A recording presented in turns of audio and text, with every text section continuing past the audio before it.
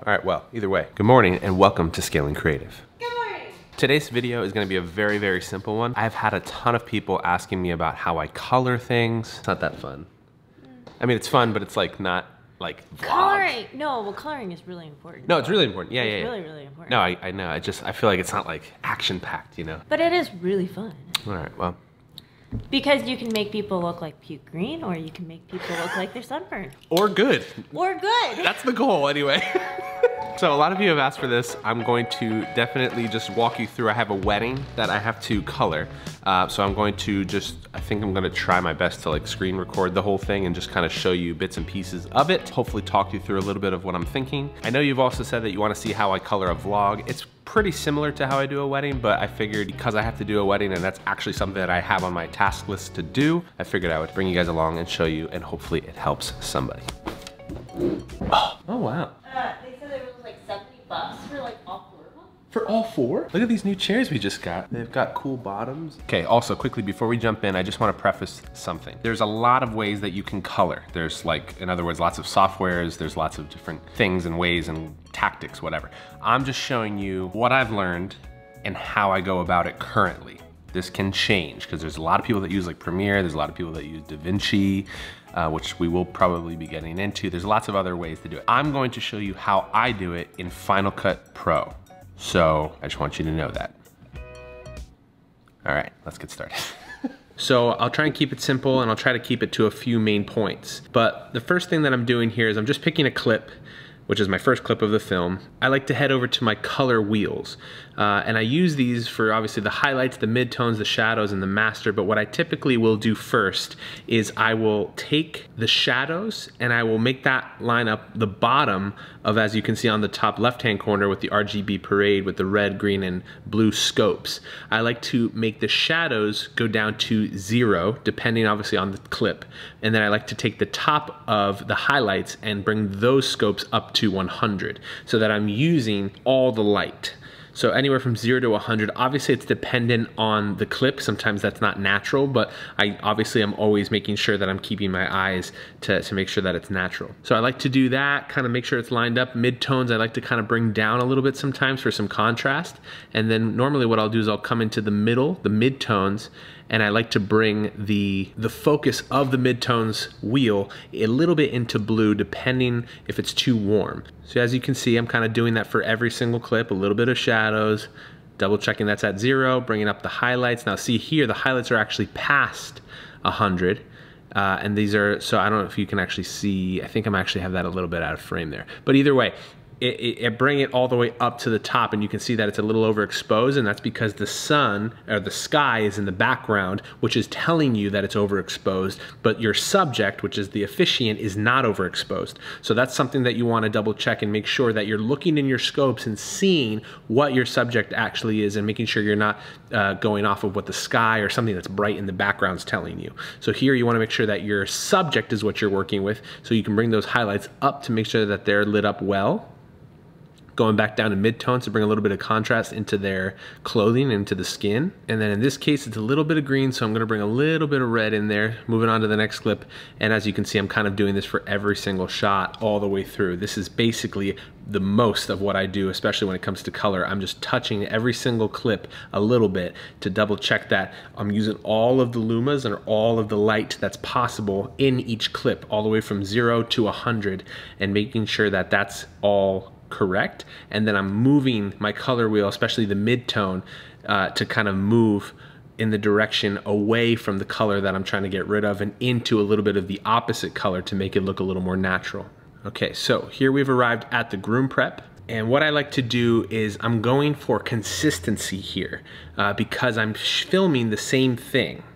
So I want to make sure that everything looks consistent. So I'm gonna go through each clip. I'm gonna make sure that I do what I normally would do, which is bring everything down to 0, bring the highlights up to 100, making sure I'm trying to use as much as I can. Now remember, using your eyes, because you don't want things to look unnatural, and I tend to go for a little bit of a darker, more shadowed look, especially with natural light. So I'm just double checking that everything looks nice. Because this was perfectly naturally lit, I don't have to change too much color because I was doing my best to have just the color best I can out of camera, but I'm basically going through that here, and then I'm making sure that each one is done, as you can see, and then I'm just going through to make sure that each one is consistent from back to back to back to back to back, so there's no drastic changes in between each.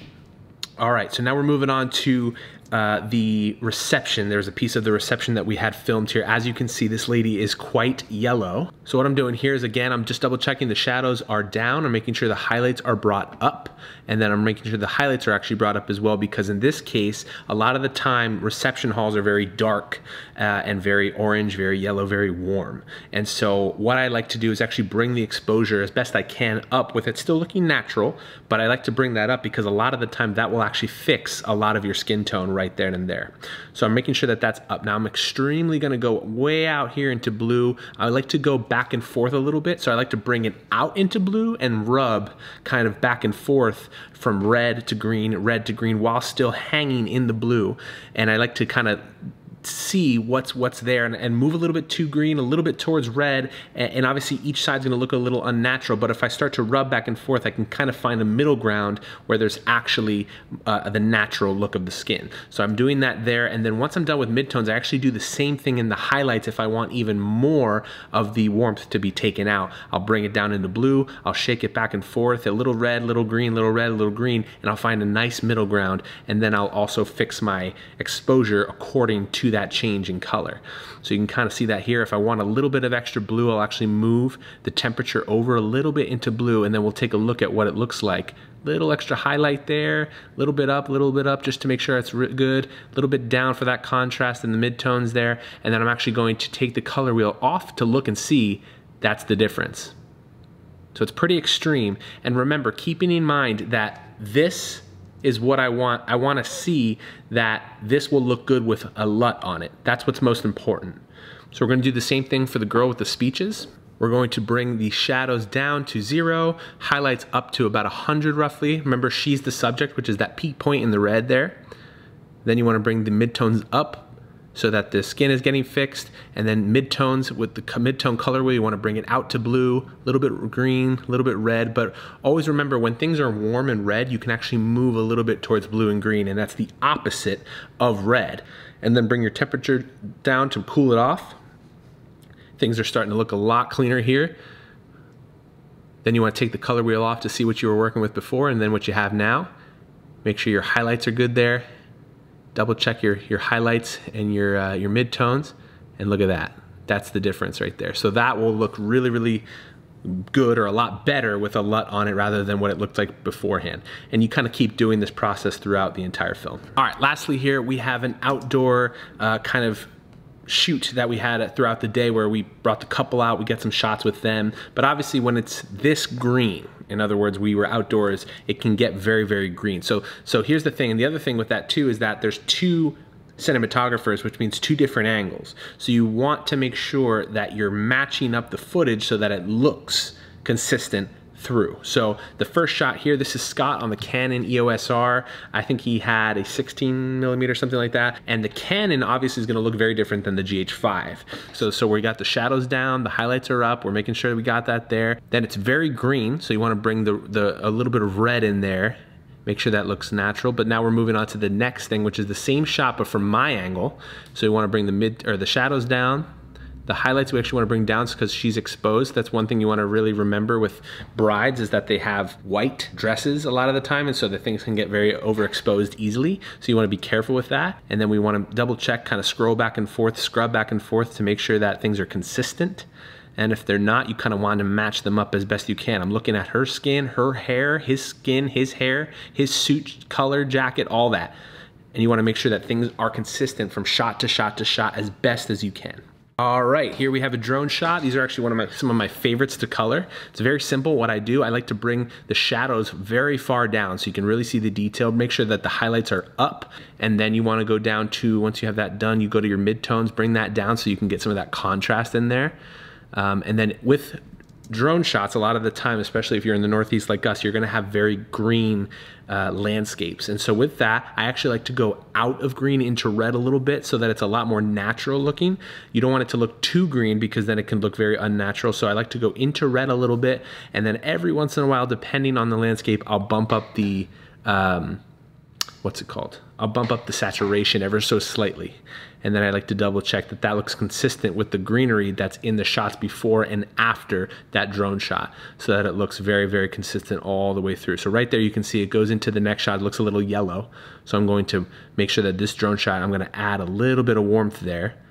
Just a slight bit of warmth, just so that when I go to the next shot, it actually matches up better. I'm gonna take down a little bit of the saturation so that it's not exaggerated, and it looks a little bit more natural, like that's actually the trees that were there above the ceremony. All right, so here we have another outdoor shot. I'm noticing right away that there's a lot of green in the background, and it's very like saturated, especially because this was shot on the Canon. So what I like to do is use hue versus sat, and then I will click on an area that's very green, and then I will actually bring the green out. And I do this as well for like if people have like a very red, maybe skin tone, or if things are looking super orange with skin or anything like that, whatever color is kind of weird looking thing in the background that I wanna kind of desaturate just to kind of get that out of your focus. Hue versus saturation curves, and I will click on an area and then I will bring that color out, and in this case it's green.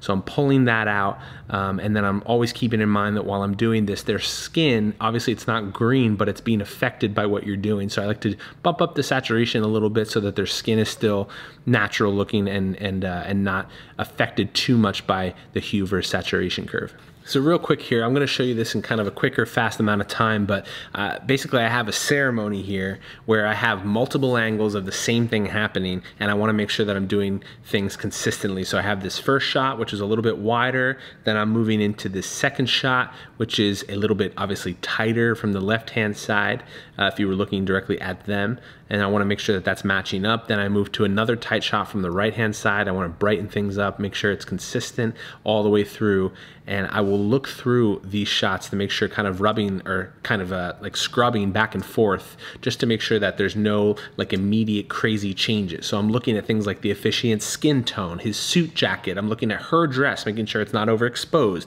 her skin, her hair, his hair, the groom's skin tone, the groom's jacket, to make sure things aren't looking obnoxiously different between shots. It's really important that you're consistent all the way through with color, the amount of saturation, the amount of yellow, the amount of cool tones. All these things are very, very important when you're going back and forth, especially looking at the same thing but from different camera angles, and especially when you have different types of cameras, you want to make things match up as best you can. So just as an overall recap, there are three big things. I'm always looking for new stuff, but there's always three main things that I'm looking for when it comes to coloring. The first is just overall consistency over the entire film. I want to go from angle to angle, from shot to shot, from different camera to different camera, and I don't want it to be all over the place. I want it to be a very consistent feel all the way through from top to bottom in the entire film. Second thing is skin tone. Skin tone is probably honestly the most important thing when it comes to good color, specifically with weddings, but obviously with everything else as well. Yes, like I said, every colorist is gonna look for consistency, just like I talked about, but every colorist is very, very concerned about the subject, and the subject is usually people, and people's skin tone has to be on point and be very consistent for anything else to look natural. So yeah, skin tone is huge. Hi, puppy. Hi. Hi. Ooh. Hey, puppy. This has become a routine. Everett, go potty. Go potty, bud. Yeah. Okay, so yeah, all those things are super important, but the third, and I don't want to say it's the most important because those other two things are super important, but most importantly is overall for the entire film, vlog, whatever it is you're coloring, I think it's important to understand that before you even throw the LUT on, because most of the time LUTs only work when you have a clean look. So the most important thing in my opinion is, yes, have consistency, yes, what was the other thing I said? Have good skin tone, but you wanna have a clean look all the way through from top to bottom, overall, a clean look that is consistent, because you could have consistency that's too warm the entire time, or you could have consistency of too cold the entire time. So I think it's important to understand you wanna have a clean look all the way through, and how do you kind of decide what's clean? it's kind of what your eyes see, as long as you're not colorblind or whatever. But if your eyes, whatever your eyes naturally see, they are like the best cameras in the world. They white balance everything perfectly, and skin tone is perfect. And so not too warm, not too cold, but the cleanest possible look, so that when you do put your LUT on last and you grade everything, because that's something that I've learned. I feel like LUTs and grades, they look best when you have clean footage to begin with. And one thing that will help you with this last third point is to get the best footage you can out of camera. I think too many people rely on, I'll fix it in post, which of course you can fix it in post, and every single clip that we have in a film is touched. Like, you have to fix things, but you shouldn't rely on that. You should do your best to get the best out of camera result without even thinking about color or LUTing it. What the heck is going on? Dude, seriously, I swear, every time I gotta film something, there's trucks, there's bears, there's train, like, every single thing comes out of the woodwork, and I don't understand why. Anyway, best result out of camera is the best thing you can do. With a lot of cameras nowadays, other than obviously like Reds and stuff that have raw capability and you can change your ISO after the fact, a lot of cameras, like normal people like us, we don't have that. Like, the GH5s are amazing, but they don't have that ability, so you need to get the best possible result out of camera, so that when you do touch these clips, you're not doing too much necessarily, or when you go to LUT it, you're not doing too much necessarily. You want a clean look to begin with. Really good, what's it called? Your exposure, that's the word. You want your exposure to be spot on as well, as best you can. Obviously, sometimes you have certain scenarios and certain things where you're working very fast and you can't get it exactly, but you want your goal to get the best exposure as you can and the best color and white balance that you can. And obviously, if things are in focus, that helps too. So, but if you can work on that, that will help you overall to get the best possible thing. So again, this video is about color, getting that color to be the best that you can, so that when you do go and LUT it and do go and grade it, it can look as best as it can. So, Scott did teach me a lot, but I've also done a lot like on my own research and stuff like that. But I'm kind of intrigued to see what Scott thinks about all this. Best basic principle is, if you don't get proper exposure and white balance in your shooting, your color will never look good. Skin tone, skin. If you don't have a good skin tone, your color, literally that's what people, when you think of like a good color grade, or you think of what actually looks good, it really, you're like looking at skin. Because if people don't look normal, like, that's weird. It's, yeah, like you can't have a perfect looking landscape and then a person's skin doesn't even look like a human. So if you get that, like that's always what, when we're white balancing thing or exposing something, we're always looking at like the subject. The subject's skin needs to look good, and that needs to look good, and then the rest. Yeah, well, the rest is history. I hope this was helpful. I know this was a bit of a long video, and if you're not into color, sorry, but it's something that a lot of people have been asking me to create because they know that I do color for Scaling Creative and for 4LC Studios. It's something that Scott has taught me a ton on, but I've also done a ton of my own research, and I want to make sure that you understand I'm not claiming that I know everything and that what I do is maybe necessarily correct, but it's worked for us, and I'm still learning, still trying to get better at doing color every single day, watching people that I look up to with color. There's so much that comes into it, but I just hope that this was at least helpful in some way. And if you have any thoughts or any comments, obviously talk to me in the what is it called? In the comment section. Yeah, I'll be there. I know that you're going to be there as well. I really appreciate your time. I hope this was helpful. Again, I wasn't able to go over every single thing, but I hope that some of the points were helpful for you. Long day, long video. I hope you're well. I'll talk to you.